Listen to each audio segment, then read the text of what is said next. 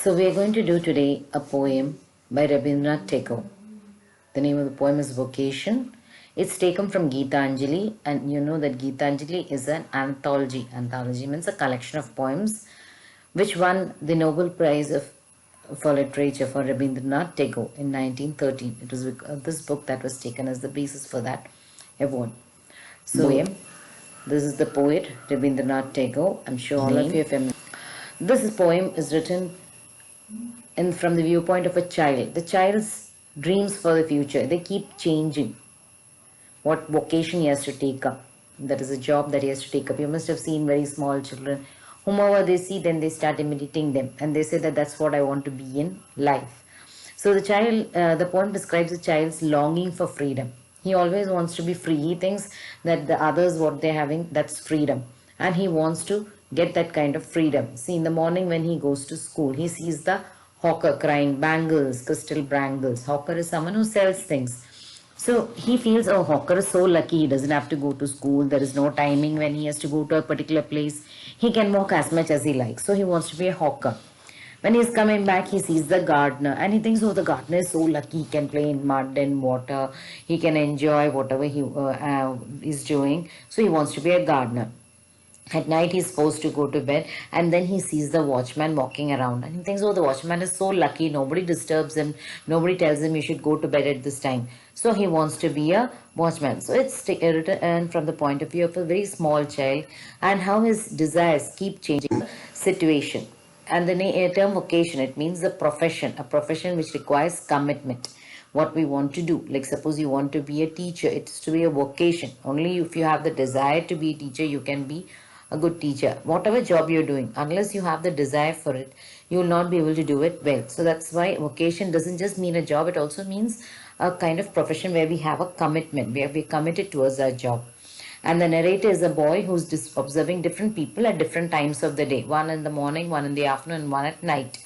And when he sees them, he thinks there's something that they have which he doesn't have, and he wants to be them. So before school, he sees the hawker, that's the street vendor, someone who walks on the street selling things. And after school, he sees the gardener who can get himself wet, who can get himself dirty with mud, who can play with mud. And night, it's the watchman who can keep walking on the streets without any time for which he should bed. And the boy doesn't realize that actually what he's doing is what is right. If he gets education, he'll get a good job. Whatever he sees at that time, that is his desire, because he's a child. He cannot think further. Okay, it's a typically child point of view. So the morning the hawker is yelling. Actually, if you ask the hawker may be suffering a lot. He must be thinking, I just want to rest somewhere. I have to go walking all over this place. I have to shout at the top of my voice. So he must be suffering, but the boy doesn't realize that. The gardener his back must be paining because he's sitting there and digging the soil. He must not be happy in his job. He may be suffering, but the boy doesn't know that. The boy feels, oh, he is lucky. The watchman must be feeling sleepy. He must be tired. He may have so many of his own problems, and he's all alone. He doesn't have anyone for company. But the boy doesn't. Okay, now let's go to the poem. So when the gong, you can see the picture there, that's the bell. When the gong sounds 10 in the morning and I walk to school by our lane. So it's time, I'm already late, I'm running to the school. In our lane as you can see is a small street. Every day I meet the hawker, this kind of a man who's selling something on the street, crying bangles, crystal bangles. Here crystal bangles refers to glass bangles. There is nothing to hurry him up. There is no reason why he should go fast.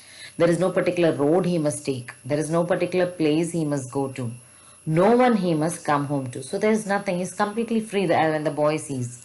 I wish I were a hawker, spending my days in the road, crying bangles, crystal bangles. I wish I. Then in the 4 in the afternoon, I'm coming back from school. When I come back from school, I can see the gate of that house. The gardener digging the ground. So through the gate, I can see the gardener is inside and he's digging the ground. He does what he likes with his spade. Spade, you can see this man, he's holding a spade in his hand. So he can do whatever with his spade. He soils his clothes with dust. Soils means get it dirty. He's getting his clothes dirty.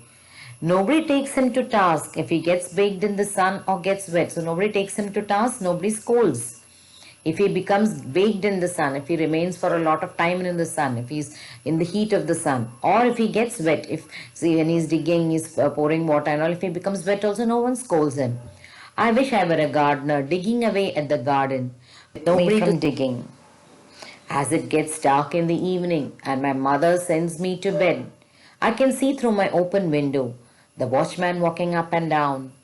The lane is dark and lonely, and the street lamp stands like a giant with one red eye in its head. The watchman swings his lantern and walks with a shadow at his side and never once goes to bed in his life. I wish I were a watchman walking the street all night, chasing the shadows with my lantern. So as it becomes dark, my mother sends me to bed. It's not late. I want to sit up for some more time. I'm not feeling sleepy, but my mother sends me to bed. And through the window, I look out and I see the watchman is walking up and down the street. The lane is dark and lonely. There's no one there. And there's just one street lamp. And the street lamp, it looks as if it's a huge giant, a big person. And the light of the street lamp looks like it's red eye. It looks like a red eye. Okay, if you look at the picture also, you can see it looks like that. The watchman swings his lantern. Now here you can see on the side there's a picture of a man holding a lamp, and that's a lantern. So the watchman swings his lantern and walks with a shadow by his side. So who is his companion? His companion is this shadow. Okay, so you can see that he has got a lantern here, and this is the lantern that he has got, and he has got the shadow to keep his company. And he never once goes to bed in his life. He never goes to bed because he is always walking. The boy thinks that the man is always walking. I wish I were a watchman. Now he wants to be a watchman. He's saying I can walk on the streets all night and I can chase the shadows with my lantern. That is, suppose I see a shadow, if I show my lantern, the shadow will go away because light has come. The shadow is formed in the absence of light. Okay, so this is what he thinks. Now, in the last slide we saw the street lamp is compared to a giant with one red eye. So this is a simile. When two things are compared using like or as, it is a simile. We have already seen this in the poem The Kite, where we said it is like a ship with only a sail. So here the street lamp is like a giant eye. You have some more examples of similes here. An alien that talks like a monkey, an alien that looks like an octopus, that has a nose like an elephant, that talks like a duck. So these are all similes. So just note that the poetic device used here is simile. So a simile is when you compare two things which are by using like or as. The kitten is as cute as a button.